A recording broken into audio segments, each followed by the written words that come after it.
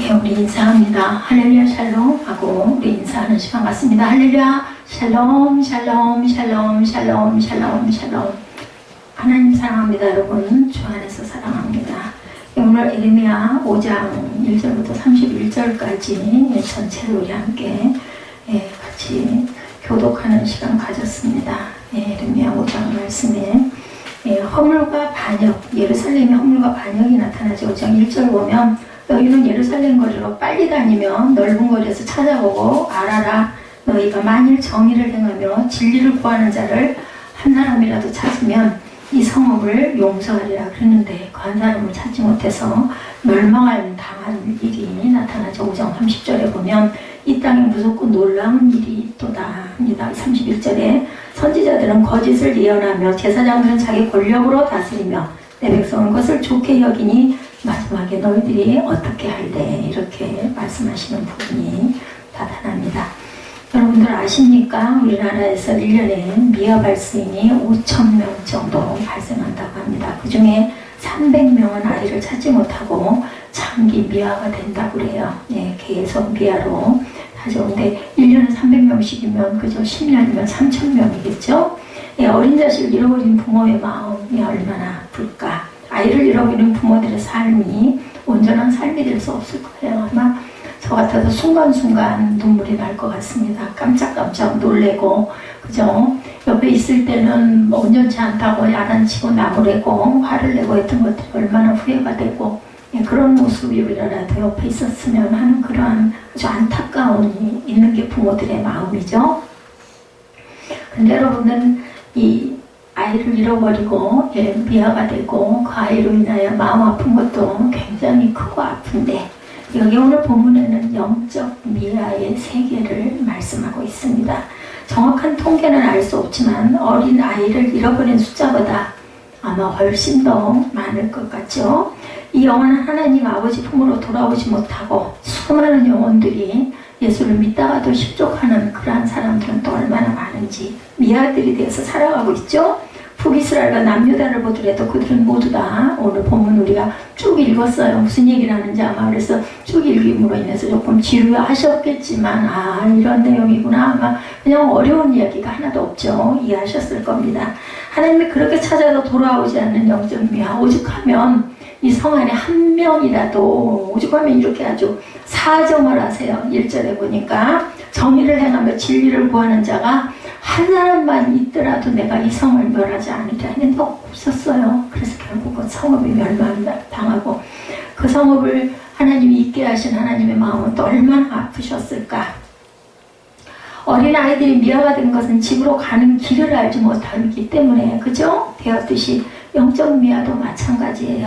하나님이 가르쳐 주신 길을 알지 못하고 다른 길로 가다가 그만 영적인 미아가 되어버리고 맙니다.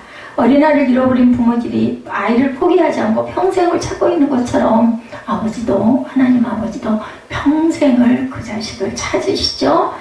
오늘 이 시대 하나님은 그 한 사람을 찾기 위해서 교회를 세우시고 주의 종을 세우셨다는 것.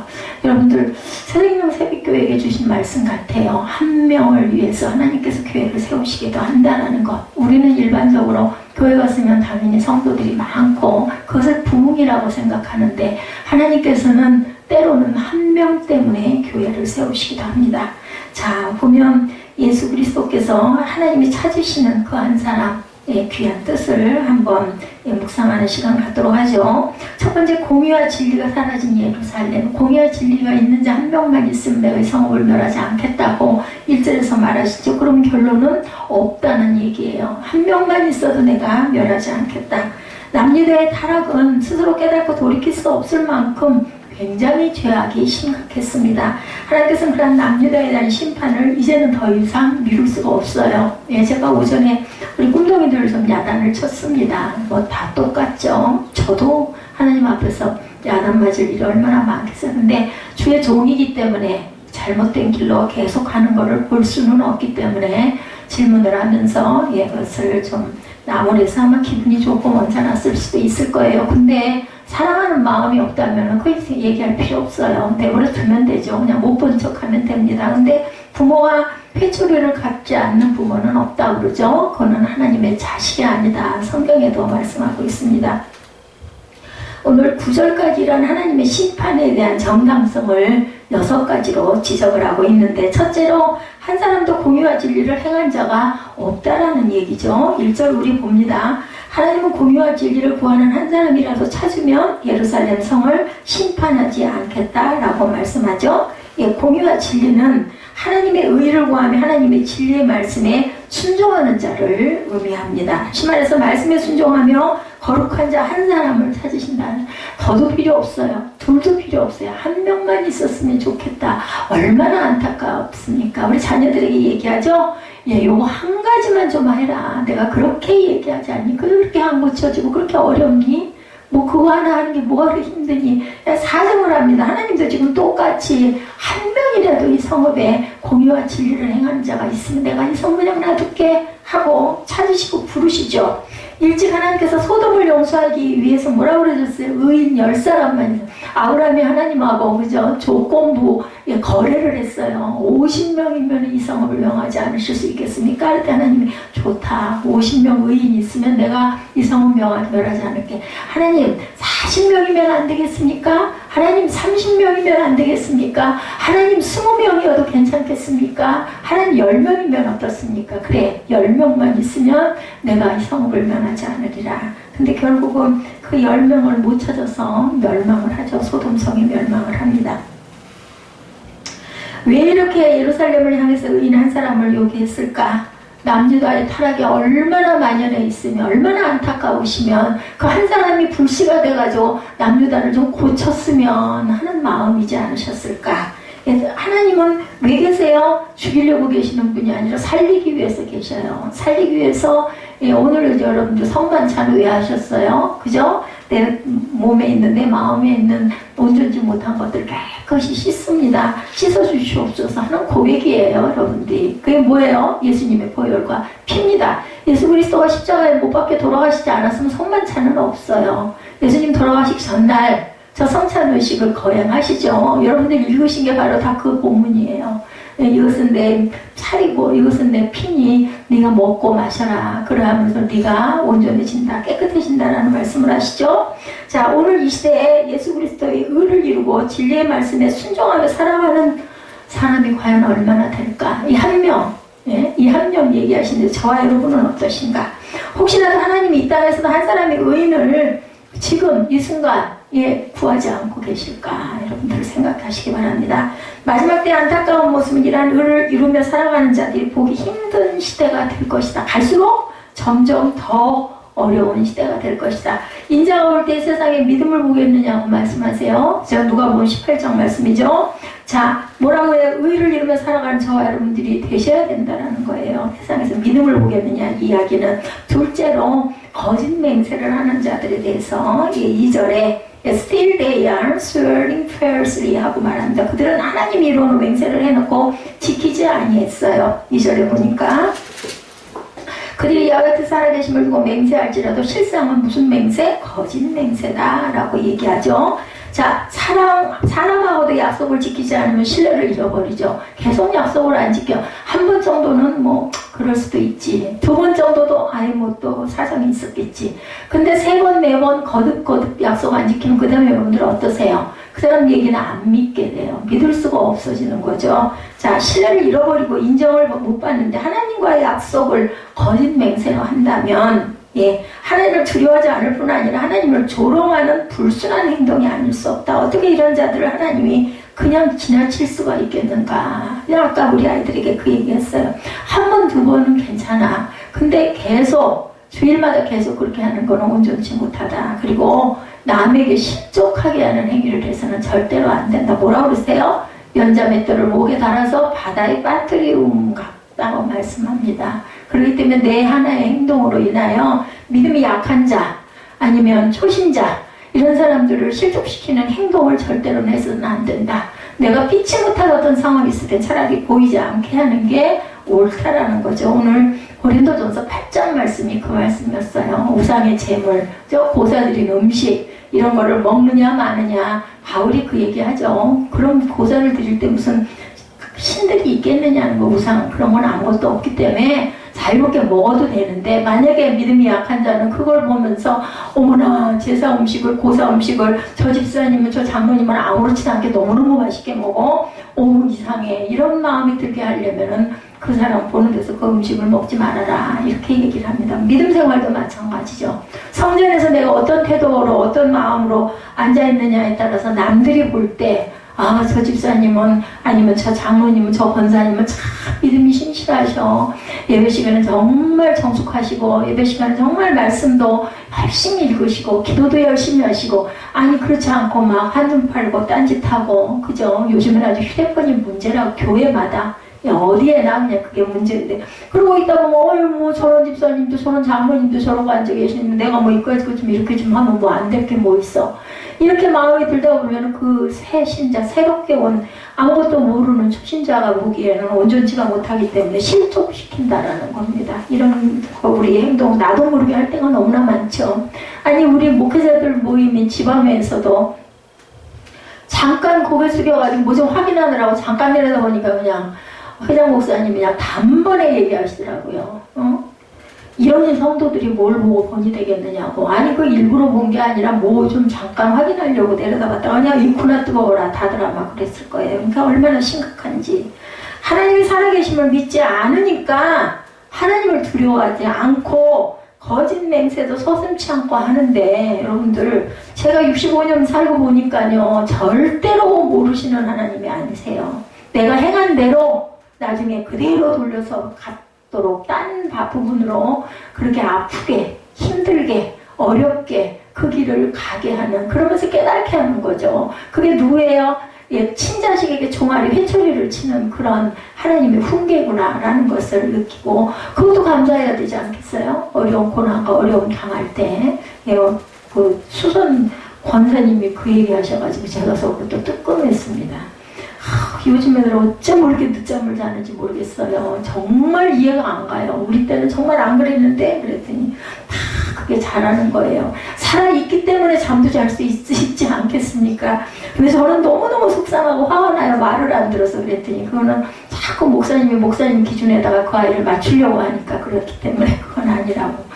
그분도 자제분이 다 시집장가를 가가지고 손주를 보셨거든요. 저는 그보다 나이는 몇 살 더 아래이시긴 하지만 저분은 정말 자녀들을 정말 야단도 안 치고 사랑으로 훈계하면서 잘 기르셨겠구나. 성품이 참 좋으시다. 나는 정말 그 부분이 부족하구나. 제가 그런 걸 느끼면서 고개가 숙여졌습니다. 뭐라 말은 안 했지만 하나님 살아계신 것도 믿지 않는데 그건 무슨 믿음이에요? 그죠?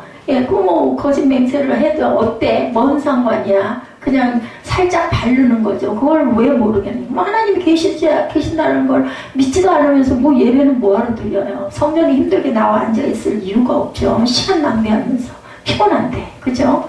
하나님을 두려워하지도 않으면서 함부로 하나님 이름을 사용하는 것은 악한 짓을 그거 하는 것인데 그러지 말아야 된다. 그 회개로 하나님의 심판이 반드시 임할 것이다. 이렇게 말씀하고 있습니다. 2절 말씀이 바로 그 말씀이에요. 거짓 맹세에 대한 지적을 하시죠. 3절에는 뭐라고 말씀을 하세요? 하나님께 돌아오기를 싫어한다.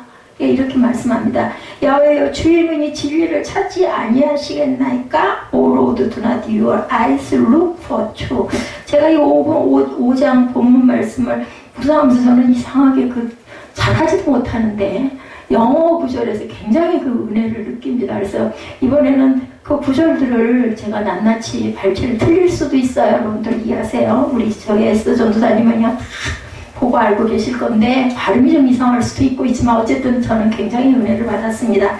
이스라엘 백성들은 하나님께 많은 징계와 진노를 당했어요. 왜? 온전치 않기 때문에.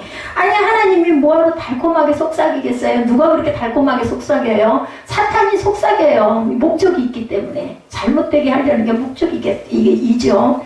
그럼에도 불구하고 하나님께는 절대로 돌아오지를 않습니다. 이스라엘 백성들은 하나님께 많은 징계와 진노를 당하면서도 안 돌아와요.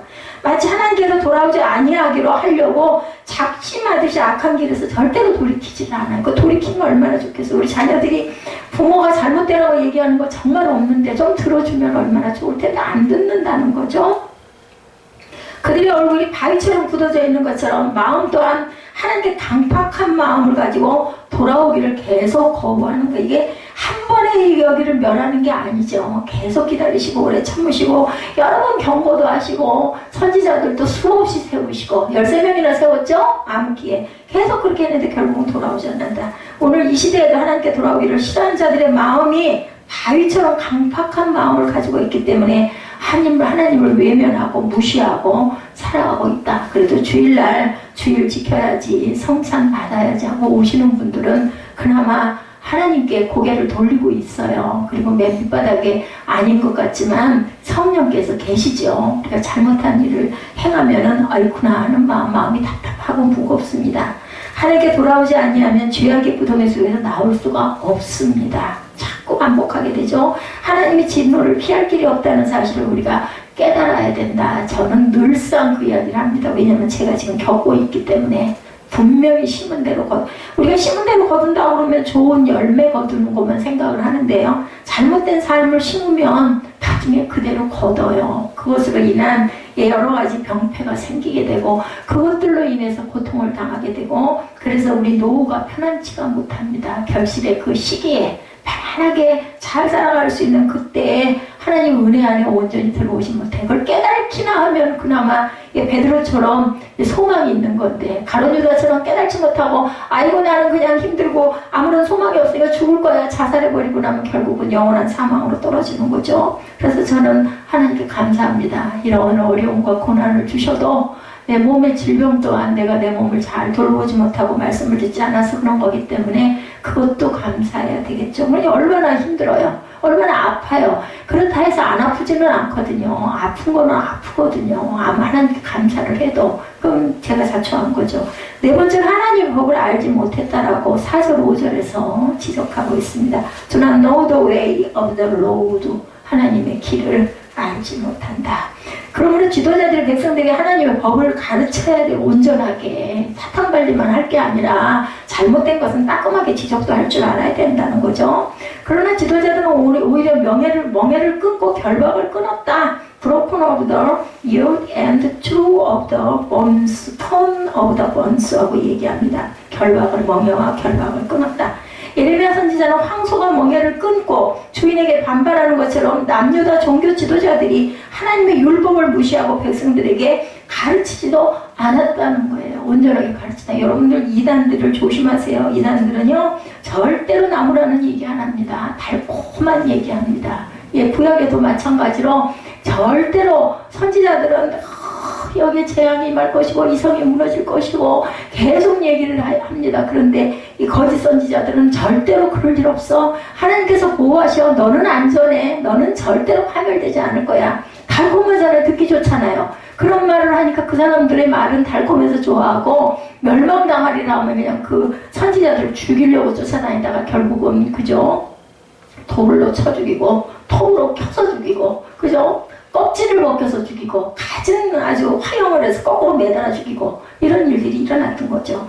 더욱 안타까운 것은 요시야 왕 13년에 예레미야가 사명을 받았는데 요시야 왕 때가 종교개혁을 일으키고 모든 우상을 회폐하고 백성들에게 하나님을 온전히 섬기게 했던 요시야가 이런 개혁을 했었어요. 우상 타파를 하고 산당 다 폐해버리고 이런 일을 했을 때예요. 예레미야가 사명을 받습니다. 그럴 때 열왕기하 23장 23절에서 25절에 보면 요시야 왕 18째 해에 예루살렘에서 여호와 앞에 이 유월절을 지켰더라 합니다. 요시야가 또 유대 땅과 예루살렘에 보이는 신접한 자와 점쟁이와 드라빔과 우상과 모든 가증한 것을 다 제거하였으니 이는 대제사장 hil기야가 여호와의 성전에서 발견한 책에 기록된 율법의 말씀을 이루려 함이라. 요시야가 이와 같이 마음을 다하고 뜻을 다하고 힘을 다하여 모세의 모든 율법을 따라 야훼께로 돌이킨 왕은 요시야 전에도 없었고 후에도 이와 같은 자가 없었더라. 요시야가 이런 정치적으로 잘못된 부분을 타파합니다. 이방 신들, 우상들. 요시야 왕 18년에 종교개혁이 일어납니다. 지금 남유다가 하나님의 법을 마틴 루터만 종교개혁을 한 게 아니라 요시야 왕 때도 이런 종교개혁을 일으켰습니다. 지금 남유다가 하나님의 법을 잊어버렸다는 것은 오랜 세월이 흐르지 아니했다는 것을 우리가 알게 되는데 요시야 왕이 31년 동안 나라를 통치했으므로 13년 후에 남유다는 다시 타락했다는 것을 우리가 알게 됩니다. 긴 세월도 아닌 13년 전에 종교개혁을 일으켰던 정신을 남유다는 그만 잊어버렸다. 13년 만에 잊어버렸다는 거예요. 오늘날 이 시대의 모습은 닮지 않았을까?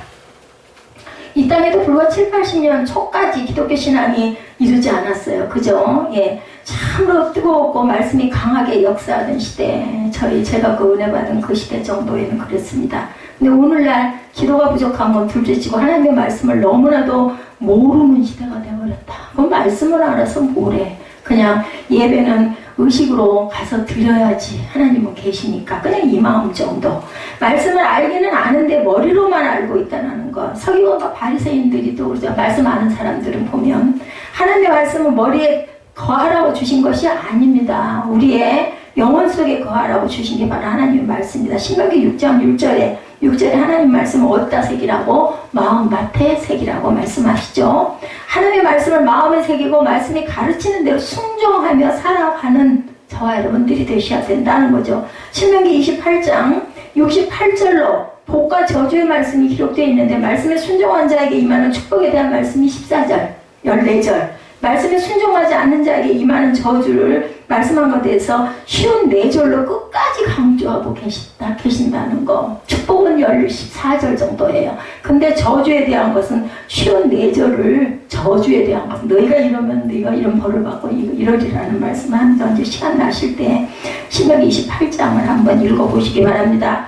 하나님이 무엇을 강조하고자 하신 말씀인지를 우리가 깨달아 알아야 된다.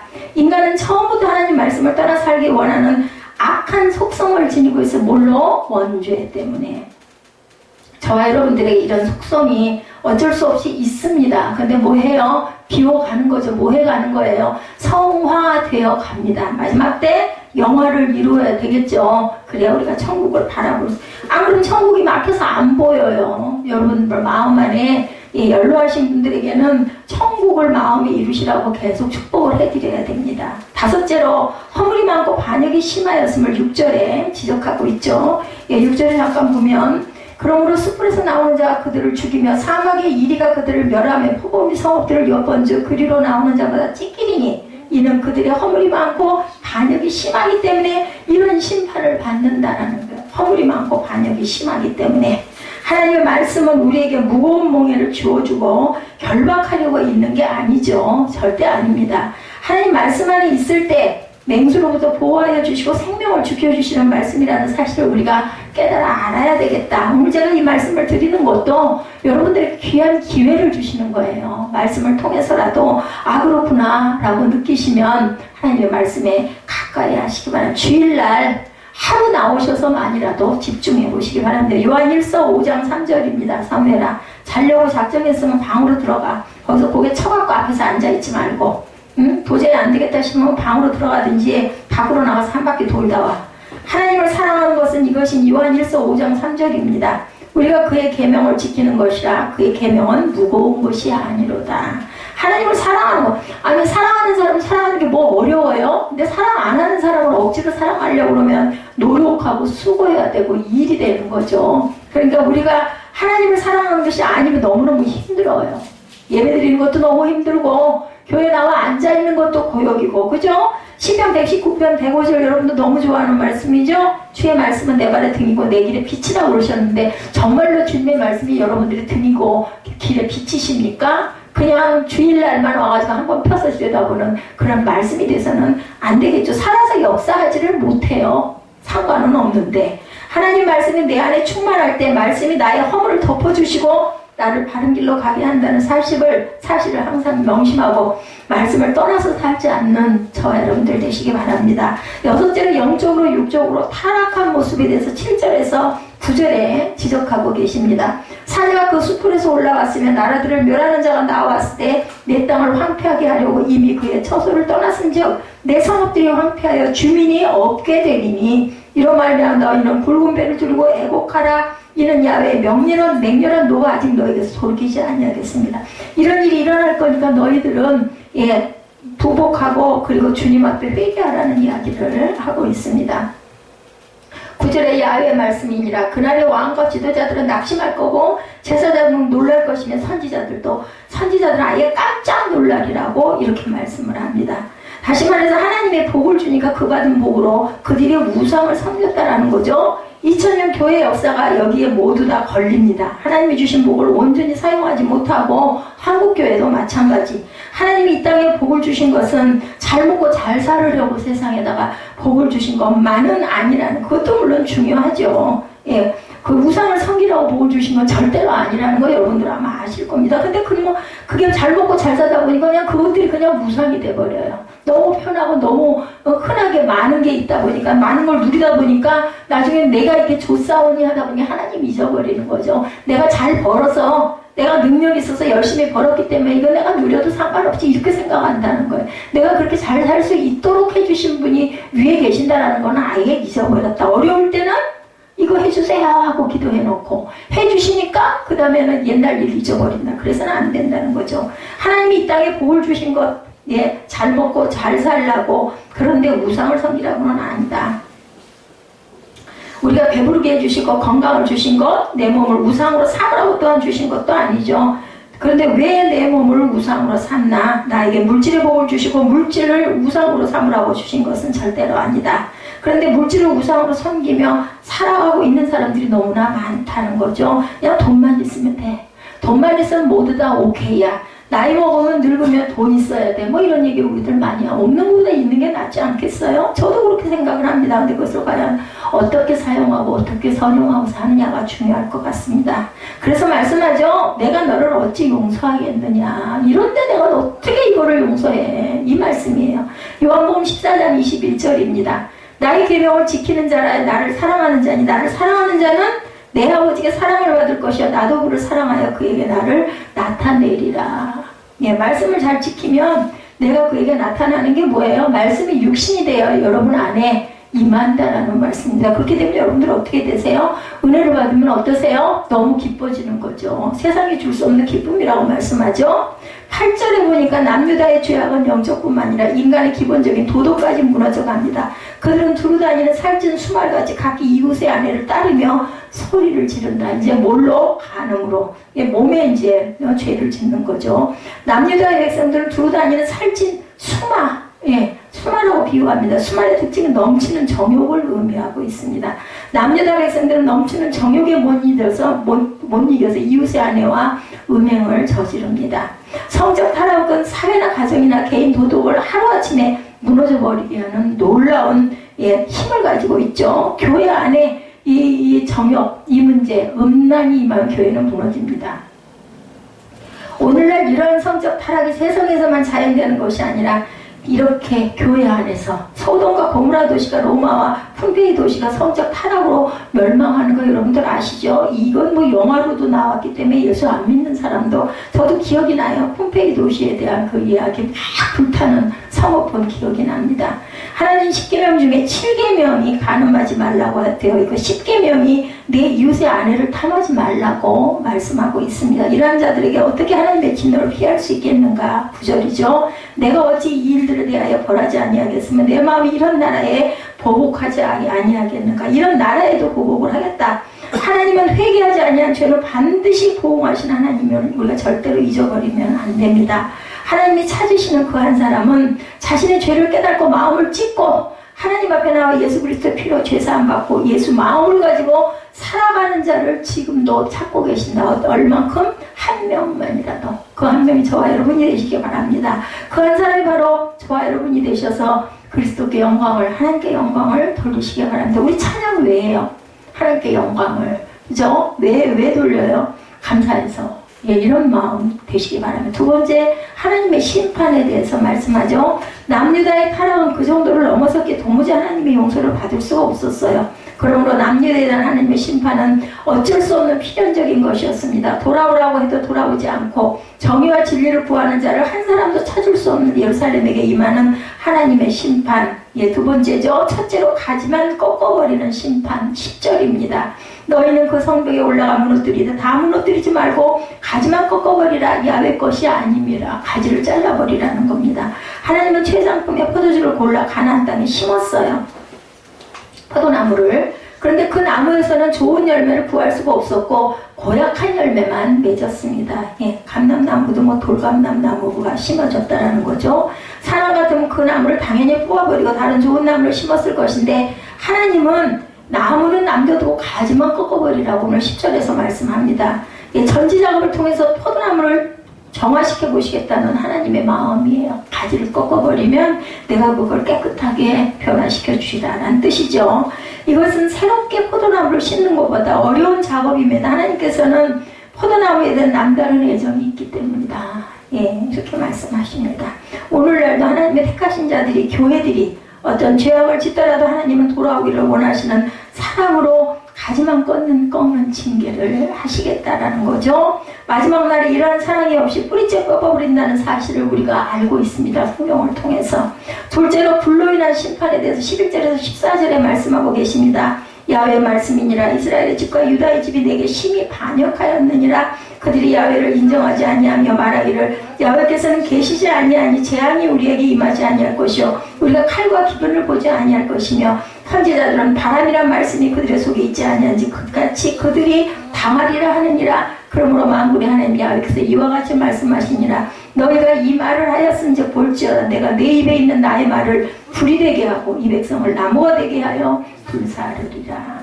14절 말씀이 무섭죠. 내가 내 입에 있는 나의 말을 불이 되게 하고 이 백성을 나무가 되며 그 불로 인해서 나무는 타겠죠. 하나님 위에서 나온 말씀이 불이 되어서 남유다 백성들을 말씀으로 심판하실 것이다. 그들이 말씀으로 인한 심판을 당할 수밖에 없는 이유는 12절에 그들이 하나님의 존재 자체를 인정하지 않았다. 13절에 에르미야 선지자의 말을 바람으로 바람결에 뭔 소리가 들렸어? 지나가죠. 이렇게 생각했기 때문이다.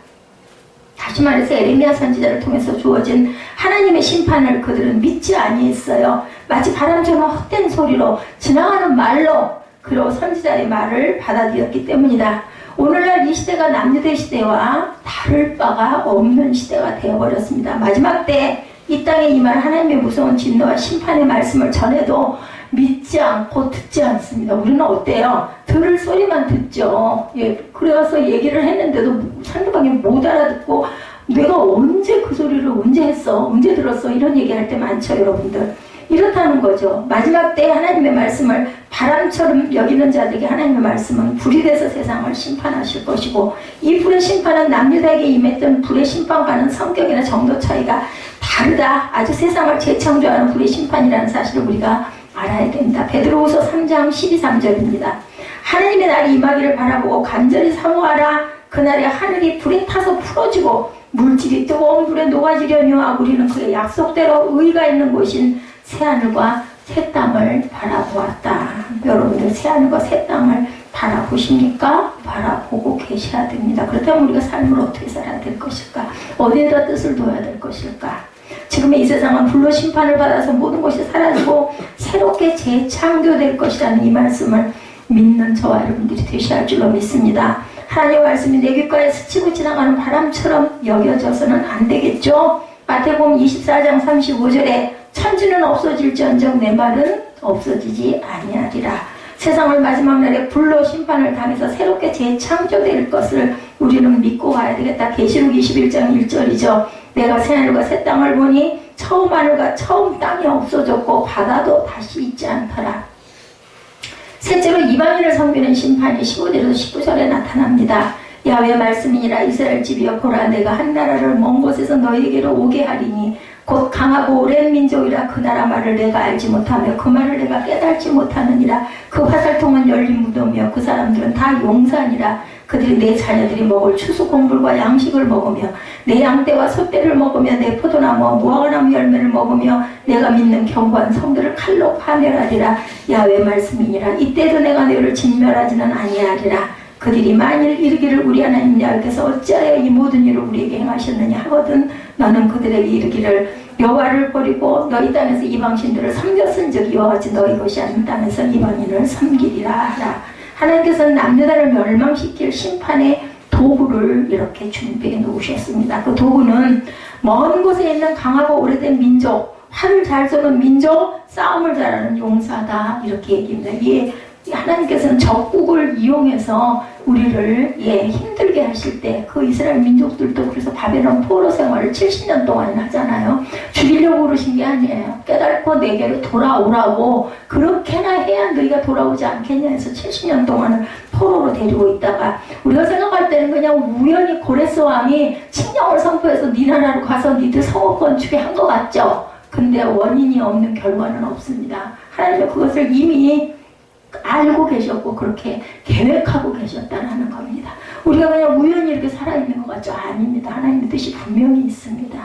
이 나라는 이미 이사야 선지자를 통해서 바벨론임을 주셨죠? 예레미야도 나중에 바벨론임을 분명히 밝히고 있습니다. 이 나라 하나님의 심판의 도구인 바벨론 군대는 예루살렘을 철저히 짓밟을 것이라고 예언한 거예요. 이후에 일어난 일이죠. 몇백 년 후에 일어난 일. 17절 자녀들이 먹을 양식을 바벨론 군대에게 빼앗긴다는 것은 자녀들이 굶주려 죽는다는 것을 의미하고 있습니다. 그것뿐만 아니라 양떼와 소떼를 먹고 포도나무와 무화과 열매를 먹을 것이라는 거죠. 실제로 예루살렘에 멸망할 때 그들은 자기 자식들을 삶아 먹고 친구들을 죽이고 먹였습니다. 실제로 역사 속에 있는 이야기입니다. 우리나라는 없었던 것 같습니까? 여러분들이 에밀레종 얘기 아시죠? 여기다가 아이를 바쳐요. 제물로. 이런 일들이 그 과거 역사 우리 고대로 올라가면 많이 있습니다. 이 이스라엘뿐만이 아니라 에레미야 19장 9절에 그들의 원수와 그들의 생명을 찾는 자에게 둘러싸여 공경에 빠질 때 내가 그들의 아들의 살, 딸의 살을 먹게 하고 각기 친구의 살을 먹게 하리라. 사람의 살을 먹습니다. 이렇게 악한 세상이 된다는 거죠. 이러한 심판을 당하고도 남유다는 자신들이 왜 이런 심판을 당해야 하는지를 모르고 있어요. 19절에 보니까 말씀하고 있죠. 우리 19절 잠깐 볼까요? 너는 이를 야곱 집에 선포하며 유다에 공포하며 이르기를 어리석고 지각이 없으며 눈이 있어도 보지 못하고 귀가 있어도 듣지 못하는 백성이여 이를 들을지어다. 야훼의 말씀이니라 너희가 나를 두려워하지 아니하느냐 내 앞에서 떨지 아니하겠느냐 내가 모래를 두어 바다의 한계를 삼되 그것으로 영원한 한계를 삼고 지나치지 못하게 하였으므로 파도가 거세게 이나 이것을 이기지 못하며 뛰노는 것을 넘지 못하느니라. 그러나 너희 백성은 배반하며 반역하는 마음이 있어서 입이 배반하고 갔으며 너희 마음으로 우리에게 이른교한 늦은 비리 때를 따라 주시며 우리를 위하여 초수기한을 정하시는 우리 하나님 야훼를 경유하지 말하지도 아니하니 너희 허물이 이러한 일들을 물리쳤고 너희 죄가 너희로부터 좋은 것을 막았다. 우리의 죄로 인하여 네가 받을 좋은 복을 다 막아버렸다라고 이야기를 합니다. 자, 왜 내게 이런 일이 일어나? 이런 이야기 많이 하죠. 도대체 내가 알 수가 없어. 평소에는 하나님을 찾지도 않고 믿지도 않는 그들이 큰일이 일어나면 하나님도 무시하시지 이런 소리 많이 하죠. 에게 대항합니다. 남유다 백성들이 어리석고 무지한 자들에게 하나님은 분명하게 두 가지로 말씀하죠. 너희가 하나님을 버렸다. 너희가 이방신을 섬겼다. 딱 두 가지예요. 그냥 큰 가지로 얘기하면. 그렇기 때문에 너희들이 이방인을 섬기고 고난을 당하게 될 것이다. 자, 저와 여러분에게 고난이 있습니까? 나에게 견디기 힘든 아픔이 있습니까? 모두가 다 이 두 가지에 걸렸다는 사실을 우리가 알고 깨달아야 된다. 우리가 생각하기에는 현실적으로 아니 무슨 하나님이 그래 내 이웃이 그러고 내 부모가 그러고 내 자식이 그러지 근데 그것이 줄기를 따라 올라가 보면 분명한 문제가 있었다라는 거죠. 내가 그 모든 것들은 우상 숭배를 네가 했기 때문이다. 그렇기 때문에 너희를 내가 심판을 한다. 하나님을 버렸다. 이렇게 말씀하고 계신다는 것. 진실로 예수님의 마음을 다해서 섬기고 내가 사랑하고 있고 예수의 사랑을 가지고 있고 세상 것을 다 사랑하지 않았다라면 하나님께서는 이런 부분의 것들을 깨닫게 하시고 넘어가시겠죠. 마지막 날 이 땅에 찾아올 7년 환란은 창세 이래로 찾아볼 수 없는 환란이 옵니다. 이게 아마도 지각의 변동으로 세상이 불로 심판을 당하는 그러한 기록이 아마 맞아 떨어지겠죠. 뭐 징조가 뭐 말도 못하게 많이 보이니까 여러분도 아마 아실 겁니다. 이게 과학적으로 그래서 그냥 그 지역에 그런 그 홍수가 나고 그런 지진이 일어난 거지 이렇게 단순하게 생각하시면 안 됩니다. 그게 언제 어느 순간 이 나라에 임할지도 몰라요. 우리가 잠자고 있다가 무슨 변을 당할지 아무도 알지 못합니다. 그렇기 때문에 우리는 늘 준비하고 있어야 된다는 거죠. 예언서에 기록된 이스라엘 백성들이 당하는 하나님의 심판과 징계는 마지막 때에 말씀에 순종하지 아니한 자들에는 하나님의 그림자는 사실을 우리가 깨달아 알아야 되겠다. 그렇기 때문에 저도 어제 그런 생각을 했습니다. 내 마음 안에 하나님을 품고 있지 않다면 내가 준비되지 않은 채 어느 순간 내 손이 끊어지면 내가 어디로 가겠어요? 회개하지 않고 앉아있고 멍하니 멍 때리고 앉아있다가 그죠? 내가 내 그 주변의 모든 향락과 그런 위기 속에 빠져있다가 어느 순간 나도 모르는 순간 그래도 예 보면 갈 날 알고 준비하는 뭐예요? 안 걸렸다고 당신 3개월밖에 못 살아. 물론 가끔 드라마에 보면 6개월밖에 못 살아. 1년밖에 못 살아. 이런 일이 일어나죠. 그래 그분이 열심히 죽을 준비를 하면서 주변에 빚진 자들 찾아다니면서 가지고 있는 걸 막 나누고 이런 그 이야기들 가끔 우리 보지 않아요. 근데 그게 그냥 있는 이야기가 아니라 그러다가 보니까 나중에 기간이 지나가 버렸어요. 1년 안에 당신 죽을 겁니다. 2년 안에 죽을 겁니다. 했는데 뭐 3년도 살고 5년도 살고 나중에 가서 검사해 보니까 암세포가 하나도 없이 씻은 듯 나았다고 할렐루야 하죠. 그게 왜 그러겠어요? 기적이 일어났는데 온전하게 하나님께서 그 살도록 생명을 새 생명을 주신 거 아니겠어요? 그렇지 않다 할지라도 때에 간다 할지라도 우리는 준비하고 있어야 되겠다. 그날에 오직 예수 신앙을 갖지 아니하고 세상과 짝하며 사는 자들의 통곡 소리가 천지를 울릴 것이다. 이렇게 이야기합니다. 아무리 울어도 이미 때는 늦었어요. 한번 닫힌 문은 다시는 열리지 않아요. 우리 그 아이들 찬송에도 많이 나와요. 열린 문은 언젠가 닫히기 때문에 문이 열려 있는 거예요. 아무리 울어도 닫힌 문은 다시 열리지 않습니다. 그러므로 지금 은혜의 시대에 예수만을 사랑하며 예수가 신앙을 가지고 준비하고 살아가야 되겠다. 뭐 누가 뭐 다원론 얘기하시는 분들이 뭐 부처를 섬기나 뭐 하나님을 섬기나 예수를 섬기나 똑같아. 말도 안 되는 소리예요. 거기에 어디에 부활의 영광이 있습니까? 세 번째 하나님의 권면이 말씀이 나옵니다. 하나님은 무서운 심판을 말씀하시고 다시 한번 이스라엘 백성이 깨닫기를 원하는 마음으로 권면하시죠. 한 사람이라도 깨닫게 돌아오기를 원하는 하나님의 사랑의 마음 5장 1절이죠. 하나님의 이스라엘을 멸망시키기 하는 데는 목적이 있었어요. 어떻게 해서든지 깨닫고 돌아오라고. 내가 환난을 당하고 고난을 당하고 어려움을 당할 때는 하나님께서 네가 날 좀 부르렴, 나를 좀 찾으렴, 네가 좀 깨달으렴 이런 신호라는 것을 여러분들이 제가 알아야 할 줄로 믿습니다. 이거 좀 빨랑 지나갔으면 좋겠어가 아니라 그 속에 하나님이 어떤 뜻이 있는지를 우리가 묵상하고 기도해야 되고 그리고 회개할 부분이 있으면 우리가 온전하게 회개할 때 하나님께서 제가 맨 마지막에 그 자유 굉장히 길거든요. 저는 정말 자유 그냥 자유 방종이 아니라 하나님 안에서 그런 자유한 마음이 여러분들이 되시라고. 그러면 예배가 얼마나 달겠어요. 예배가 얼마나 기쁘겠어요. 얼마나 즐겁겠어요. 여러분들이 말씀의 은혜를 받으면요 말씀을 읽고 또 읽고 또 읽고 또 읽어도 너무너무 그 말씀이 달고 오묘하거든요. 너무 좋거든요. 그 은혜가 있으라고 제가 오늘 마지막에 그 자유회를 복음성가 주일날 성전 주일날은 되도록이면 찬송가 위주로 그 찬양을 하려고 마음을 먹었는데 맨 마지막에 제가 자유회를 푼 건 기도예요. 기도. 여러분들 혹시 찬양하시면서 아니면 그냥 들으시면서 못 따라가실 때도 있죠. 들으시면서 혹시 기도해 보셨어요? 가사를 보시면서 내 마음이 저 마음이 되게 달라고. 여러분들 그렇게 기도. 그게 예배예요. 예배가 제가 이 말씀 전하는 게 예배가 아니고요. 우리 처음에 중보기도부터 시작을 해가지고 찬양 하는 부분들이 모두 다 예배입니다. 그걸 예배라고 생각하시면 돼요. 목사님 말씀이 뭔 말씀인지 맨날 하는 얘기 너무 길고 지루하고 딱딱해. 난 정말 은혜가 안 돼. 그러면 여러분들 찬양에라도 은혜를 느끼시기 바랍니다. 그게 여러분들이 영이 사는 길입니다. 오늘날 이 시대 하나님이 우리가 이 땅의 교회, 우리 교회, 새빛교회에 사랑의 손을 내밀고 계세요. 하나님의 사랑의 손을 붙잡고 권면의 말씀을 그 귀를 기울이는 저와 여러분 되시기 바랍니다. 20절에 야곱집에 선포하며 유다에 공포한다 말씀하죠. 야곱집은 북이스라엘을 의미하고 유다는 남유다를 의미합니다. 그러므로 이 권면의 말씀은 이스라엘 전체에게 택한 자에게 주어지는 하나님의 말씀이죠. 첫째는 너희는 어리석고 지각이 없는 자라는 사실을 21절을 깨달으라고 말씀합니다. 어리석고 지각이 없다는 것은 뭐예요? 바보. 지각도 없고 너무너무 어리석어. 깨달지를 못하고 알지를 못한다라는 거죠.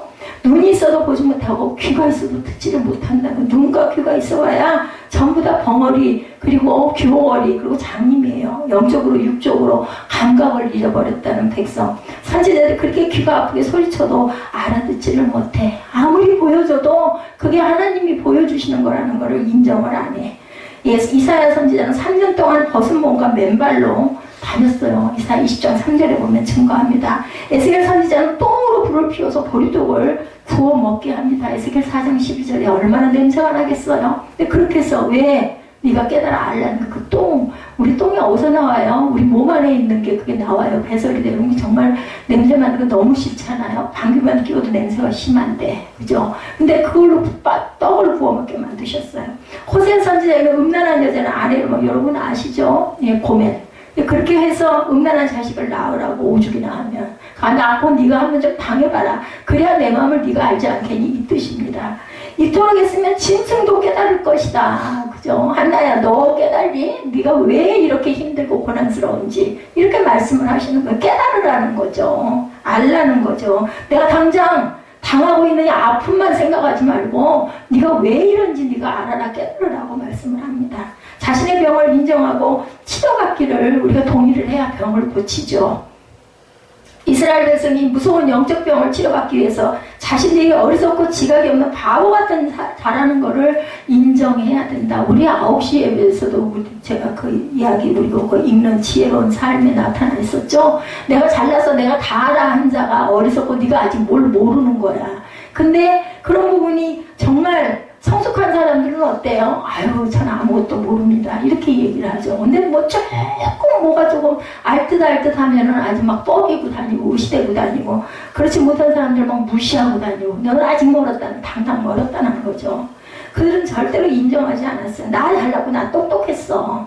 이랬다라는 거죠. 오늘날 이 시대도 예수님의 세계를 보지 못하고 있는 자들이, 예수님의 마음을 모르는 자들이, 장차 되어질 일은 모르는 자들이 모든 것을 알고 있는 것처럼 잘났다고 떠들고 있다라는 겁니다. 가는 길은 달라도 목적지는 같다고 떠들어요. 아까 얘기했죠? 다원주의. 잘못된 종말론으로 성도들을 가르치고 있는 미혹된 자들을 따라 붙습니다. 아까 말했죠? 구약의 선지자들 큰 무서운 얘기하면 나 그거 듣기 싫어. 니들이 복을 받을 거야, 잘 될 거야, 아무 걱정 없어 하는 소리만 듣기 좋아한다는 거. 이 시대에도 마찬가지입니다. 어리석고 지각 없는 자들이 절대로 되어서는 안 되겠다. 영적 소경이 아무리 가르쳐줘도 알아듣지를 못하고 보지를 못합니다. 영적 벙어리가 아무리 소리친다 해도 영적인 자들이 그 소리가 무슨 소리인지 알아들을 수가 없다. 하나님 앞에 영적인 무지함과 어리석음을 인정하고 나올 때 하나님이 그들의 눈과 귀를 열어주신다는 거죠. 요엘 2장 28절 잘 아시는 말씀이죠. 그 후에 내가 내 영을 만민에게 부어주리니 너희 자녀들이 장래일을 말할 것이며 너희 늙은이는 꿈을 꾸며 너희 젊은이는 환상을 보리라, 이상을 보리라고도 하죠. 둘째, 하나님을 두려워하라고 권면하죠. 22절에서 25절입니다.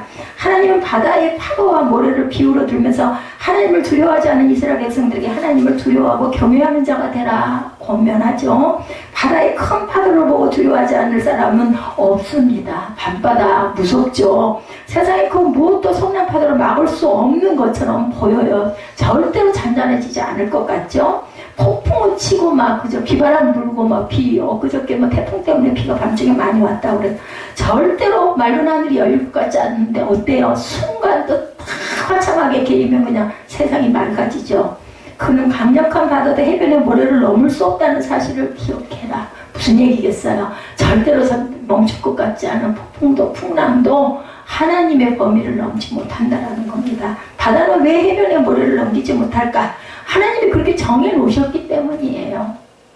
하나님의 법칙 속에 아무리 거센 바다도 위협적인 바다의 세력도 하나님의 통제 아래 있기에 그 한계를 벗어나지 못한다는 것, 이것은 바다보다 더 두려워할 존재가 바로 하나님이라는 것을 너희들이 깨달아 알아라. 그러나 이스라엘은 성난 바다는 두려워하면서 바다를 다스리고 계신 하나님은 격포 안 보이니까 두려워하지 않았다.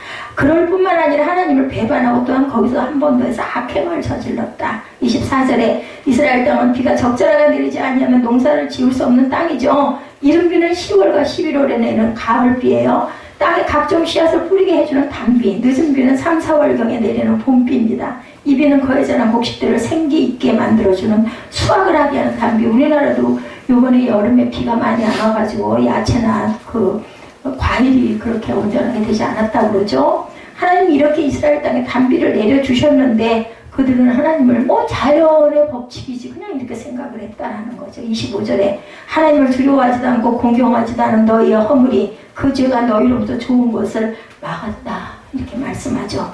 하나님의 존재도 무시하고 하나님의 돌보심에도 감사가 없는 사람들에게 하나님 무엇을 더해 주시겠습니까? 여러분들 누구를 지극정성으로 섬겨보셨습니까? 그랬는데 그 상대가 아무리 섬겨도 전혀 요동이 없으면 마음이 어때요? 예, 그리고 우리 사람끼리도 보면 하나님이 이렇게 말씀을 하시네요. 오늘날 이 땅에 그리스도인들이 가장 두드러지게 나타난 것은 두 가지인데, 첫째는 하나님을 두려워하지 않는다는 것. 하나님을 두려워하지 않는 것은 하나님의 존재를 무시하고 살아가는 불신앙적인 행동이죠. 둘째는 하나님께 복을 받으며 살아도 감사가 없다는 것. 뭐 내가 열심히 해가지고 이렇게 잘 됐지 이렇게 생각한다는 거죠.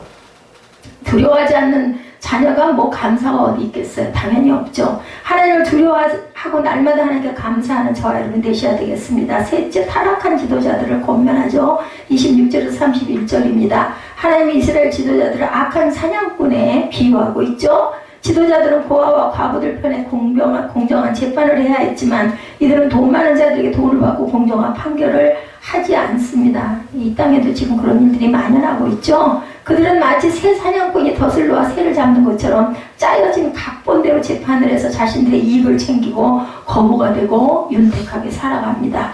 어느 시대나 지도자들이 타락하면 사회는 당연히 타락하죠. 이러한 지도자들의 타락의 시작은 어디서부터? 물질로부터 시작되죠. 물질의 타락이 부와 명예와 권력과 음란까지 불러오고 그 타락은 결국 사회를, 가정을, 사회를 그저 타락시킵니다. 오늘날 이 시대에도 종교 지도자들의 타락 가운데 물질이 깊이 관여하고 있습니다. 오히려 많은 물질로 인해 타락될 바에는 가난하게, 그죠? 개척교회 하면서 사는 게 복되죠. 아니, 우리 이 땅에서만 살 거면 뭐 상관이겠어요. 막 먹고 쓰고 그저 실컷 물질 가지고 하고 싶은 거 다 살면 되는데, 예수를 믿으면 천국이 분명히 있다는 걸 아는데 부활신앙이 있는 사람은 그렇게 살 수가 없죠. 30절 말씀, 이러한 타락한 지도자를 통해서 무서운 일들이 일어나고 있다. 31절에 선지자들은 거짓을 예언하며 제사장들은 자기 권력으로 다스리며 내 백성을 것을 좋게 여기니 마지막에 네가 어쩔래 너 왜 그러니 이렇게 말씀합니다. 거짓 선지자들은 하나님께 받은 말씀이 아니면서도 하나님께로부터 계시를 받은 것처럼 하나님의 이름으로 예언을 하고 있는 것, 즉 이스라엘에게는 하나님의 심판이 기다리고 있는데 거짓 선지자들은 심판은 없고 평안한 삶만 있을 거야 이렇게 얘기한다는 것. 제사장들도 하나님의 뜻보자 백성을 인도하고 가르치는 것이 아니라 하나님의 뜻과는 무관하게 자신들의 마음대로 가르치고 인도하고 있다는 것. 더욱 심각한 것은 백성들이 그렇게 하는 것을 좋아한다라는 것. 그래서 교회도 그렇잖아요. 좋은 얘기만 합니다. 듣기 좋은 말만. 이사야 30장 9절에서 10절입니다. 대저희는 패역한 백성이요 거짓말하는 자식들이요 여호와의 법을 듣기 싫어하는 자식들이라. 그들이 선견자들에게 이르기를 선견하지 말라. 선지자들에게 이르기를 우리에게 바른 것을 보이지 말라. 우리에게 부드러운 말을 하라. 거짓된 것을 보이라. 이렇게 얘기한다라는 거죠. 이스라엘 백성들은 노골적으로 바른 말을 하지 말고 거짓말도 좋으니까 부드러운 말을 해줘. 오늘 이 시대에 똑같죠. 예, 부드러운 설교를 좋아한답니다. 성도들이. 그러나 부드러운 설교는 내 영혼을 서서히 병들어가게 하고 그것 또한 하나님의 진리를 깨닫지 못하게 하죠. 히브리서 4장 12절입니다. 하나님 말씀은 살아있고 활력이 있어 좌우의 날선 어떤 검보다 예리하여 혼과 영과 관절과 골수를 찔러 쪼개기까지 하며 마음의 생각과 뜻을 판단하신다고 말합니다. 나의 죄에 대한 문제를 십자가 아래 분명히 해결하지 않고서는 어떤 유명한 설교를 듣는다 해도 나는 절대로 변화될 수가 없다. 근데 내 마음에 회개가 돌아오면 그냥 읽어도 은혜가 된다라는 거죠. 31절 마지막 말씀, 마지막에는 너희가 어찌하려느냐. 하나님의 권면을 받아들이지 않고 거짓 선지자들 가르침이나 받고 부드러운 설교에만 만족하고 나는 잘 살 거야 하고 나를, 그죠? 계속 나를 변호하고 가는 그러한 그 사람들을 하나님의 애타게 사랑의 손도 내미지 않을 것이고 애타게 한 사람을 찾지도 아니할 것이다. 그날에는 이스라엘이 심판을 받고 멸망하는 것처럼 이 세상도 하나님의 심판 아래 떨어질 것이다. 이 은혜 시대에 하나님의 권면을 두고 살아계신 하나님을 두려워하는 저와 여러분 되시기를 주님의 이름으로 축복합니다. 하나님은 지금도 예루살렘 거리에서 찾지 못한 자를 찾고 계세요. 이 성전에서 한 사람이라도 내 소리를 들어라. 오늘도 말씀합니다.